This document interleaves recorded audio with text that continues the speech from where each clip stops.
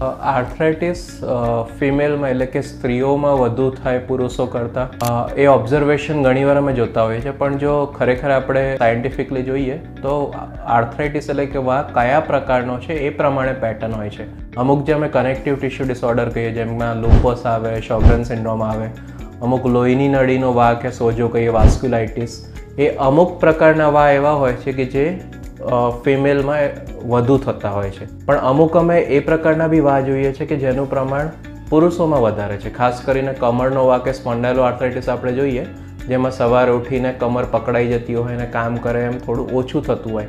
ખાસ કરીને યંગ એજમાં 15 થી 35 વર્ષે આવા દુખાવાની સ્ટાર્ટિંગ થતી હોય છે. તો એ જે છે પુરુષોમાં વધુ હોય છે. એટલે આમ તો કયા પ્રકારનો છે એમાં નક્કી થાય કે આ પુરુષોમાં વધુ છે કે સ્ત્રીમાં વધુ છે. પણ ખરેખર આપણે જો જોવા જઈએ તો પેશન્ટને એકવાર થયો પછી તો આપણે એને વ્યવસ્થિત ટ્રીટ કરવાનું જ છે. એટલે પુરુષ છો તો ઓછો થશે, સ્ત્રી છે તો વધુ થશે, એ રીતનું નથી હોતું.